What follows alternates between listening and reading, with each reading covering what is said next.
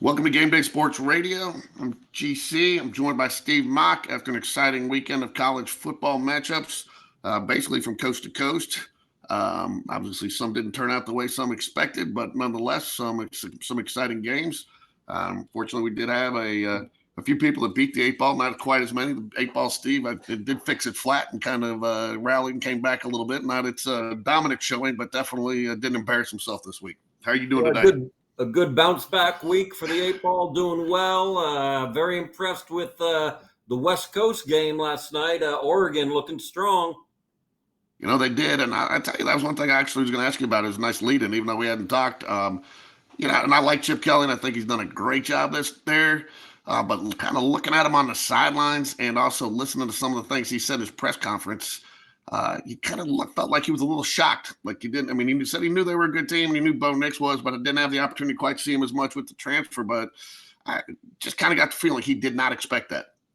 Well, and you would think that he would know what that environment would be like. Very familiar, having coached there for so long. But I think this Oregon team and Bo Nix have flown under the radar for so long that they've been sneaking up on people. And really, the only thing missing on their resume has been a top 10 win, and they can check that one off the box after yesterday.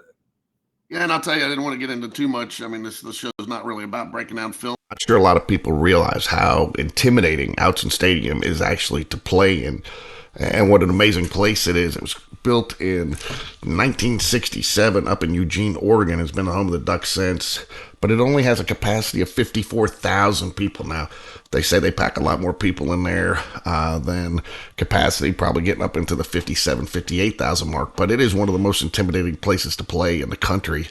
And the fans are right there on top of you. And I don't think you'll find an environment where the fans are as into the game as anywhere. Down here in Alabama, we always talk about the SEC and all those big stadiums, and they do it all up there just with passion, enthusiasm, and in a great stadium. So you ever have a chance to get up there, I would recommend it.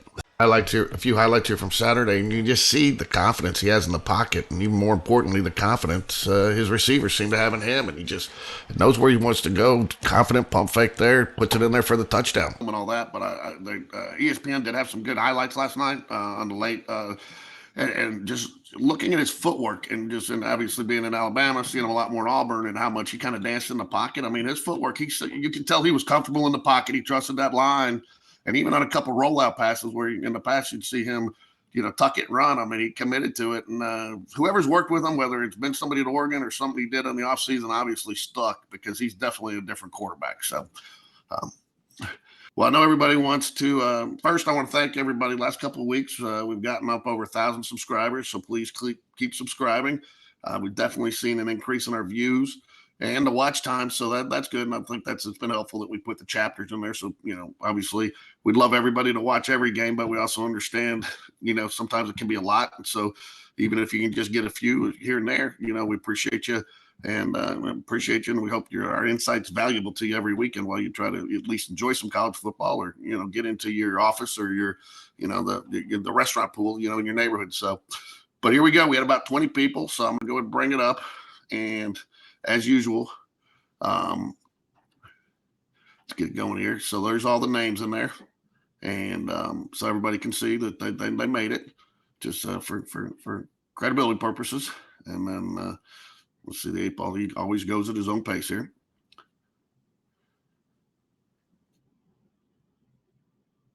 Ball says, "Bring it on." He's ready to roll. He's still ready to roll. Nah, man, he doesn't want to reveal. All right, there we go. So red, what does that say? Red rare fight, I guess. Yeah, it looks like a couple later letters missing, but it looks to me like it would be Red Raider fight, like a Texas Tech fan may have won. Is that better for you, Steve? Yes. Okay, so I found this interesting yesterday. I started looking, and I'm not going to tell you who they are. I'll give you the first one, but started breaking down some of the season stats of who I guess are the perennial favorites right now, and obviously that can change. In fact, I was reading something today that ESPN has named Hendon Hooker their midseason Heisman Trophy winner, and I think the same person that happened 2 years ago was Peyton Manning, and he ended up losing. And I think that's a little bit of a sore spot for him, but they still joke with him. But so anything can happen at this point. But when I started looking at some of these, and I think one name in here might shock you, it looks like they're pretty close. So the first one up there, and again, I ranked these just by I ranked these by total net yardage, after taking the sacks out. But you got Hooker over here. Hooker's on the top. Okay. It's not going to let me type it in there. I don't know why. I know why. Okay, let me start over because I got it white. There we go. So Hooker's the first one, okay?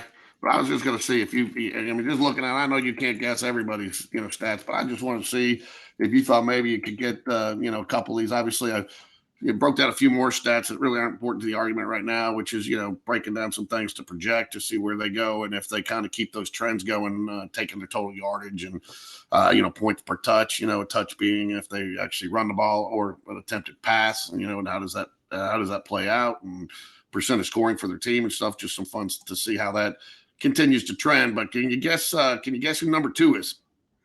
All right. Well, I'm not sure of what order, but I would think that Bryce Young would be on that list. Bryce Young is on that list, and I'm going to tell you, that was a little surprising. He has the lowest completion percentage on there, which was shocking. And in addition to that, he doesn't have a lot of yardage as far as the runs, but again, he does have some touchdowns because he's done some scrambling. So you got Bryce Young down here in the 4th position. Again, this was just ranked that way. All right. How about Caleb Williams? Caleb Williams is on there. And he is up here in the number 2 position.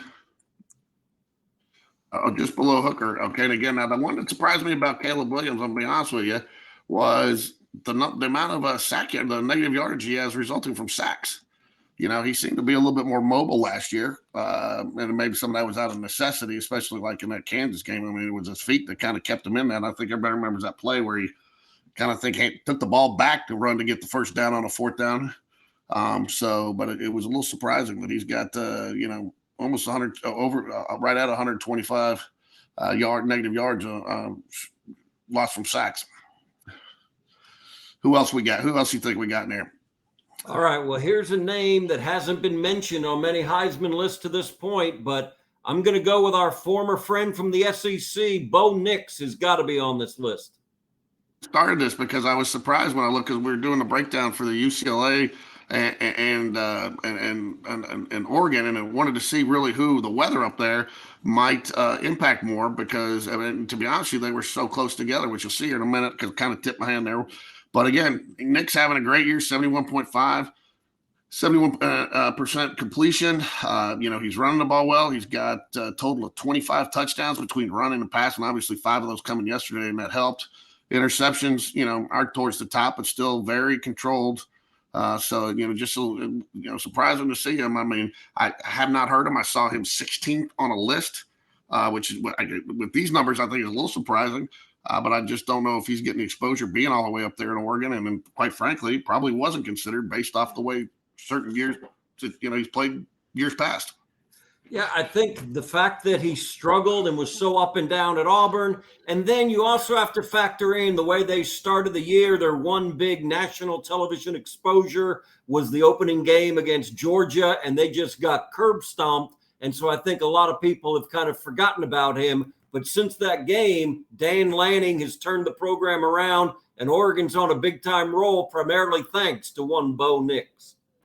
I'll tell you, and I like Mario Cristobal. I know he's down in Miami now, and by all accounts, he's a good coach. But I think for the area, I think that definitely, and there was obviously that turmoil last year. Was he going? Was he not? Because a lot of that was going on during the season, and some personal issues with his mom and family down there. But I think if Oregon looks back, I think they're going to feel like they got an upgrade there. Just not just coach, but he's a good fit up there, and he's fitting in, and they like him, and I think he likes it up there. Wouldn't you agree? Yeah, I do agree, and he may be having some buyer's remorse as he looks back longingly at the Pacific Northwest. All right, I'll go with one more, since you gave me a very good clue, is our friend Dorian Thompson-Robinson, or DTR from UCLA, on the list. He is. He's right down there. And again, I think, as you'd expect, he's got 4 touchdowns running, and then because of the way they do that offense. And then I'll tell you, this is the one that surprised me just a little bit too. And I'll give you the last one here, and that's C.J. Stroud from Ohio State. And again, a lot of people think he's Obviously his numbers look good. His quarterback rating is high. He does have fewer more interceptions. He's up there with the most touchdowns, but no rushing TDs. And so he likes sitting in that pocket, and he only has 13 attempts. Now some of that could be too. I mean, they've kind of had their way with some people, but again, most of you look is he's got negative rush yardage on the season, and so obviously those are a result of a sack, not a designed run play. Yeah, and I think that offensive line has protected him quite well. And I know that option one there is staying in the pocket and finding an open receiver, and he's done very well. He is the front runner on a lot of people's list. Yeah. So, anyways, that's something we'll try to do a little bit this season. I think because I think the Heisman in years past, and while I'm not trying to discount it by any stretch of the imagination, because I do think the voters take their responsibility very seriously. But I do think when you see the name there, it's easy to blend some of the things that have happened in years past, either positive or negatively. I think some years past, you felt like maybe it's a season, or a career award when it's really supposed to be for the season.